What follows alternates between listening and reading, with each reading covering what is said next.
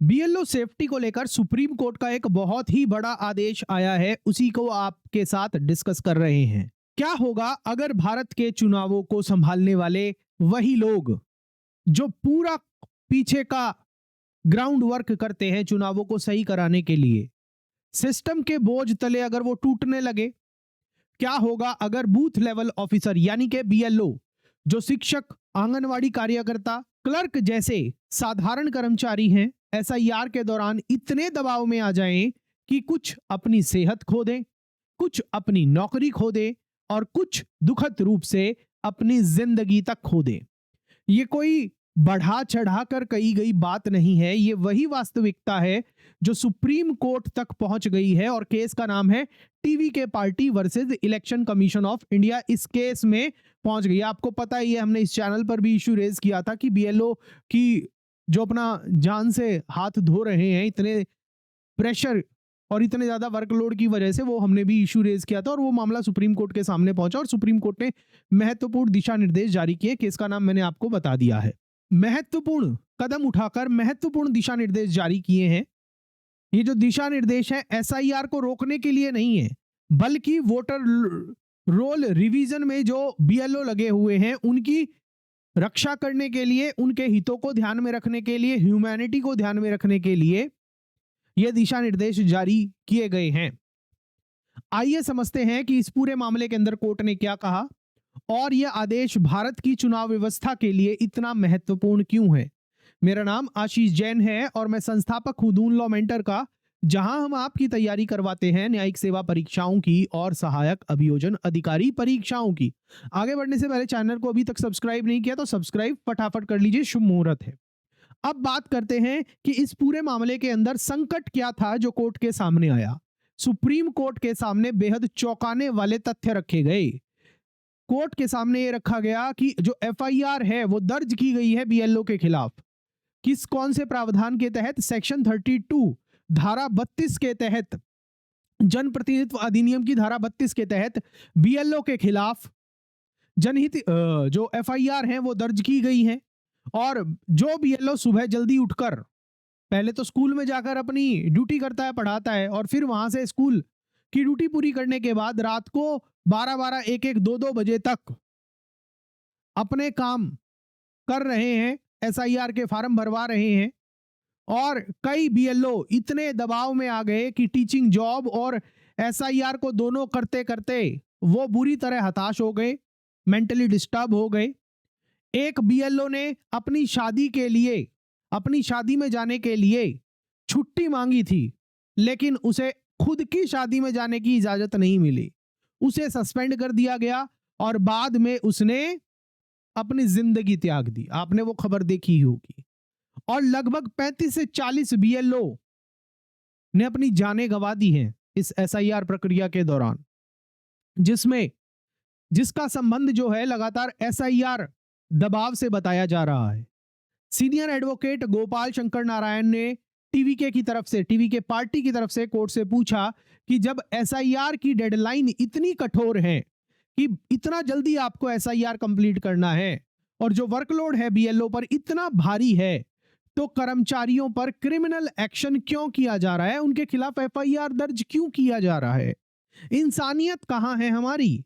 ये सुनकर जजों के सामने एक बड़ा सवाल खड़ा हो गया कि क्या बीएलओ पूरे एसआईआर का वजन अकेले उठाएं, वो भी अपनी सुरक्षा और सम्मान की कीमत पर। अब बात करते हैं इस मामले के अंदर सुप्रीम कोर्ट ने क्या महत्वपूर्ण टिप्पणी की, उसको समझते हैं। Chief justice of India Suryakant और जस्टिस जॉयमाला बागची की पीठ ने बिल्कुल साफ कर दिया कि स्टेट गवर्नमेंट या फिर स्टेट इलेक्शन कमिश्नर द्वारा ईसीआई के लिए जो डेप्यूटेड कर्मचारी दिए गए हैं, जिनमें बीएलओ शामिल होते हैं, वो एसआईआर सहित अपने वैधानिक कर्तव्यों को निभाने के लिए बाध्य है। कि मतलब जिस बीएलओ की ड्यूटी लगाई गई है राज्य सरकार के द्वारा, जो ऑफिसर डेप्यूट किए गए हैं, हर बीएलओ का जिम्मेवारी है कि उसको जो काम दिया गया है वो उसको करना है। मतलब क्या है कि स्टेट को स्टाफ देना ही होगा और चुनाव आयोग उसे इस्तेमाल कर सकता है। मगर बात यहां पर खत्म नहीं होती है। सुप्रीम कोर्ट ने बहुत महत्वपूर्ण दिशा निर्देश जारी किए हैं किसके? बीएलओ की सुरक्षा के लिए। लेकिन इसके बाद कोर्ट ने एक वो लाइन कही जिससे इस मामले की दिशा ही बदल गई। कोर्ट ने कहा कि अगर ऐसे कर्मचारी जो हैं, जो बीएलओ जो हैं एसआईआर के दौरान काम कर रहे हैं, वो हार्डशिप का सामना कर रहे हैं, मतलब बहुत दिक्कतों का सामना कर रहे हैं, या अपने रूटीन ड्यूटीज के साथ वो ओवरबर्डन हो रहे हैं, या वो अपनी सही जो पढ़ाने वाली ड्यूटी है वो सही तरीके से नहीं कर पा रहे हैं, ओवरबर्डन हो रहे हैं, तो स्टेट गवर्नमेंट को ये कठिनाई कम करने की दिशा में कदम उठाने होंगे। मतलब राज्य सरकारों की जिम्मेवारी है कि बीएलओ की जो परेशानियां हैं उनको कम किया जाए, और यहीं से राहत की बात की शुरुआत हुई। अब बात करते हैं, सुप्रीम कोर्ट ने इस मामले के अंदर दो क्या महत्वपूर्ण बड़े निर्देश दिए। सुप्रीम कोर्ट ने इस मामले के अंदर दो अत्यंत महत्वपूर्ण निर्देश दिए हैं, जिसमें पहला जो दिशा निर्देश है वो राज्यों को कहा गया है कि आप अतिरिक्त स्टाफ लगाइएगा, डेप्लॉय एडिशनल स्टाफ। अच्छा, ये बताइए कि सेशन कैसा लग रहा है, कमेंट सेक्शन के अंदर बताइएगा। चैनल को सब्सक्राइब नहीं किया तो सब्सक्राइब भी कर लीजिएगा। कोर्ट ने इस मामले के अंदर कहा, जो पहला दिशा निर्देश देते हुए कहा, वो ये कहा कि राज्यों को अतिरिक्त स्टाफ तैनात करना होगा। कोर्ट ने कहा कि जो स्टेट हैं, जो राज्य हैं, वो अतिरिक्त स्टाफ डेप्यूट कर सकते हैं ताकि बीएलओ के काम के घंटे प्रोपोर्शनेटली कम हो जाएं। जो अब बीएलओ रात को 12-1 बजे तक काम कर रहा है, उसके साथ भी थोड़ा मानवीय व्यवहार करो भाई। फिर उसको अगले दिन सुबह फिर पढ़ाने जाना है, उसके काम के घंटे को घटाओ। इसके लिए राज्य सरकारें अतिरिक्त कर्मचारी नियुक्त कर सकती हैं। स्टेट अतिरिक्त स्टाफ डिप्लॉय करे ताकि बीएलओ के काम के घंटे घट सकें, यानी ओवरवर्क कम हो और काम जो है वो ज्यादा लोगों में बांटा जाए। इसी के साथ साथ इस मामले के अंदर सुप्रीम कोर्ट ने एक दूसरा दिशा निर्देश भी दिया, वो था कि अलाउ एग्जेम्पशन व्हेन नीडेड। जब बीएलओ काम कर रहे हैं तो उन्हें किसी जेन्युइन कारण की वजह से, किसी जेन्युइन रीजन की वजह से अगर छुट्टी चाहिए या अपने काम से एग्जेम्पशन चाहिए तो उसको छुट्टी दी जानी चाहिए, उसको इस मामले से एसआईआर की कार्रवाई से बाहर रख देना चाहिए। अगर किसी कर्मचारी के पास कोई स्पेसिफिक कारण है, जैसे कि स्वास्थ्य समस्या है, पारिवारिक स्थिति है, आवश्यक परिस्थिति है, या मेडिकल इमरजेंसी है, खुद की ही शादी है, और भी कई कारण है, या फिर मानसिक शांति नहीं मिल रही है, तो ऐसी स्थिति के अंदर स्टेट को उसकी रिक्वेस्ट को केस टू केस बेस पर कंसीडर करना चाहिए और उसकी जगह कोई दूसरा कर्मचारी लगाना चाहिए। मतलब सुप्रीम कोर्ट ने एक तरफ अभी कुछ देर पहले ये कहा, जब हम इस मामले को डिस्कस कर रहे थे, कि यह राज्य सरकार की ड्यूटी है कि वो कर्मचारी नियुक्त करे बीएलओ के रूप में, जो एसआईआर की कार्यक्रम करने में मदद करेंगे, और जिसको को जो काम दिया गया है वो काम करेगा। मगर यहाँ पर सुप्रीम कोर्ट ने यह भी बोला कि हमें मानवता का भी ध्यान रखना है, ओवरबर्डन नहीं करना है। बर्डन को कम करने के लिए पहली बात, आप अतिरिक्त स्टाफ लगाइए, और किसी बीएलओ के पास कोई जेन्युइन कारण है काम में छुट्टी लेने का, तो उसको छुट्टी भी दी जाए।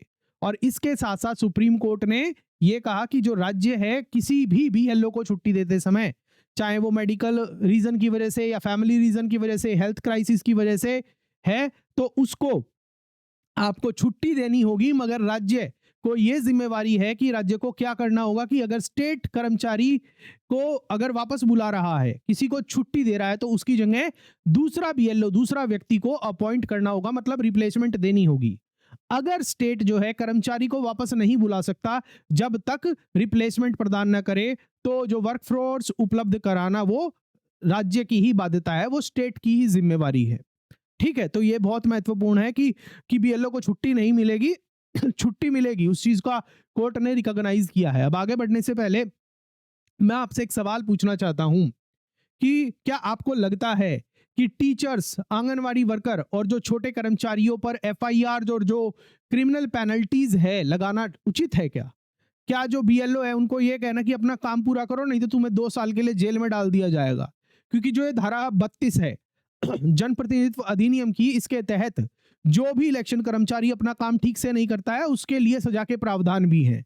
तो इस चीज का डर डराकर दिखाकर कि तुम्हें 2 साल के लिए जेल में डाल दिया जाएगा, क्या इतना मानसिक प्रताड़ना देना ठीक है क्या, कि जिसकी वजह से वो बीएलओ अपनी जान तक गंवा रहे हैं इतना वर्कलोड की वजह से? और क्या उनके ऊपर क्रिमिनल एक्शन की जो पेनल्टीज है वो ठीक है क्या? अपनी राय कमेंट सेक्शन के अंदर बताइएगा। अब आगे चलते हैं एफआईआर विषय के बारे में, जिससे माहौल इतना ज्यादा गर्मा गया है। देखिए, या इस मामले के अंदर जो टीवी के पार्टी है उसने बताया कि केवल उत्तर प्रदेश जैसे राज्य के अंदर 50 से ज्यादा एफआईआर दर्ज हुई हैं।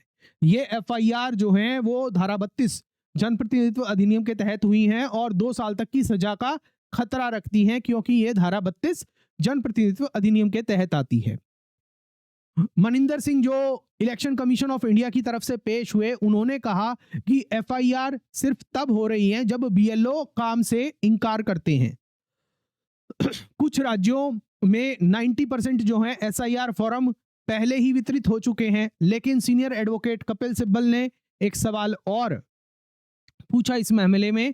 वो ये पूछा कि जब यूपी में चुनाव 2027 में है तो एसआईआर को सिर्फ 1 महीने में क्यों पूरा कराने की इतनी जल्दबाजी है? चुनाव 2027 में, 26 में भी नहीं है, अगले साल, अभी 2025 का ये आखिरी महीना चल रहा है, पूरा 26 है और 27 में चुनाव है। तो इतनी क्या जल्दबाजी है कि 1 महीने के अंदर ही हमें एसआईआर कंप्लीट करना है, चाहे लोग अपनी जिंदगी गंवा दें? इतनी जल्दबाजी क्यों है? और कोर्ट ने इसके ऊपर एक बहुत ही दिलचस्प बात कही कि किसी भी स्टेट गवर्नमेंट ने अभी तक हमसे डिफिकल्टी की शिकायत ही नहीं की है। मतलब समझिएगा कि सुप्रीम कोर्ट ये कह रही है कि कोई भी राज्य सरकार ने सुप्रीम कोर्ट के सामने ये नहीं कहा कि हमें दिक्कत आ रही है एसआईआर कराने में, मतलब आधिकारिक रूप से नहीं कहा। इसके संकेत क्या मिला कि जो जमीनी स्टाफ की जो परेशानी है वो राज्यों तक पहुंच ही नहीं पा रही है। राज्य सरकार को पता ही नहीं कि ये दिक्कत हो रही है इतनी, या फिर वो राज्य सरकार खुलकर सामने नहीं आ रहे कि हमें एसआईआर कराने में इतनी दिक्कतें हो रही हैं। अब इस पूरे मामले का एक लीगल एनालिसिस करते हैं। ये जो केस है केवल एसआईआर का मुद्दा नहीं है, ये किसका मुद्दा है? ये इलेक्शन कमीशन ऑफ इंडिया और जो स्टेट स्टाफ के बिना काम नहीं कर सकता। ये बात आपको पता है कि जो ईसीआई की अथॉरिटी है आर्टिकल 324 के तहत चुनाव को स्वतंत्र और निष्पक्ष कराने की, उससे भी रिलेटेड है। जो ये मुद्दा है ये भारत में स्टेट मशीनरी और चुनाव आयोग के बीच जो पावर बैलेंस है उसको परिभाषित करता है। पहला जो इलेक्शन कमीशन ऑफ इंडिया है, सभी को ये बात पता है कि राज्य के स्टाफ के बिना, क्योंकि इलेक्शन कमीशन ऑफ इंडिया का अपना इतना स्टाफ है नहीं, जब तक राज्य कर्मचारी नहीं देंगे, टीचर नहीं देंगे, आंगनवाड़ी वर्कर नहीं देंगे, ये वोटर वेरिफिकेशन का काम हो ही नहीं सकता।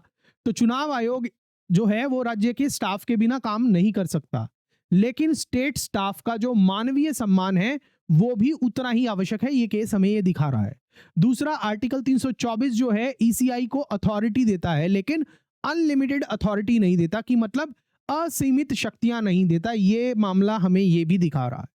माना कि जो अनुच्छेद 324 है वो चुनाव आयोग को शक्तियां देता है, लेकिन अनुच्छेद 324 चुनाव आयोग को असीमित शक्तियां नहीं देता है। और तीसरा, ये मामला धारा 32 जनप्रतिनिधित्व अधिनियम से लेकर भी है। सेक्शन 32 जनप्रतिनिधित्व अधिनियम का जो है वो केवल जानबूझकर नॉन परफॉर्मेंस करने पर ही लागू होना चाहिए, कि मतलब जहां पर कोई बीएलओ ऐसा है जो काम कर सकता है मगर वो जानबूझकर अपना काम नहीं कर रहा, तभी उसके ऊपर एफआईआर दर्ज होनी चाहिए, न कि जेन्युइन हार्डशिप पर। कोई ऐसा व्यक्ति है जिसके ऊपर सच में दिक्कत है, भाई उसकी शादी है, उसके माता पिता बीमार हैं, या वो बीमार है खुद, कोई ऐसी सिचुएशन है, घर में मेडिकल इमरजेंसी है, तब उस स्थिति के अंदर आप, अगर वो अपना काम नहीं कर पा रहा है, वो परेशान है, तब उसके ऊपर आप एफआईआर करा दो। ऐसा नहीं होना चाहिए। और एक बात और जो मैं आपको यहां पर बता रहा हूं कि सिर्फ जेन्युइन जब कोई काम कर नहीं रहा है तभी उसके ऊपर एफआईआर होनी चाहिए। और चौथा, जो एडमिनिस्ट्रेटिव लॉ का सिद्धांत है वो ये कहता है कि किसी भी प्रक्रिया में आनुपातिकता होनी चाहिए, यानी कि प्रोपोर्शनैलिटी होनी चाहिए। और जो यही संतुलन है वो कोर्ट भी इस मामले के अंदर ढूंढ रहा है। चुनावी प्रक्रिया की इंटेग्रिटी भी बच जाए और जो बीएलओ की जो ह्यूमन डिग्निटी है वो भी सुरक्षित रहे। इसी के साथ जो है हमारा आज का सेशन है कंप्लीट होता है। अंत में हम निष्कर्ष की तरफ चलते हैं। तो इस आदेश का असली मतलब मैं आपको बता रहा हूं कि सुप्रीम कोर्ट का ये आदेश बहुत स्पष्ट शब्दों में एक संकेत देता है कि एसआईआर है वो जारी रहेगा। दूसरा, बीएलओ जो है वो अपने कर्तव्य निभाएंगे। और तीसरा, लेकिन स्टेट को, राज्यों को अतिरिक्त स्टाफ देना होगा। और चौथा, एग्जेम्पशन रिक्वेस्ट, यानी कि कोई बीएलओ को कोई दिक्कत आ रही है इंसानियत, मानवीय आधारों पर, तो उसको छूट भी देनी होगी, उसको काम से छुट्टी भी देनी होगी। और एफआईआर को जो है सावधानी से लगाना होगा, हथियार की तरह यूज नहीं करना है। और बीएलओ चाहे तो भविष्य में अधिक राहत के लिए भी आवेदन कर सकते हैं। यह केवल एक तकनीकी आदेश नहीं था, यह रिमाइंडर था कि हर वोटर फॉर्म, हर बूथ लिस्ट और हर एसआईआर एंट्री के पीछे एक ह्यूमन बीइंग इन्वॉल्व है। और लोकतंत्र का दायित्व है उन ह्यूमन बींग्स को बचाना, उन मानवों को बचाना, ना कि उन्हें तोड़ देना, ना कि उन्हें परेशान करना।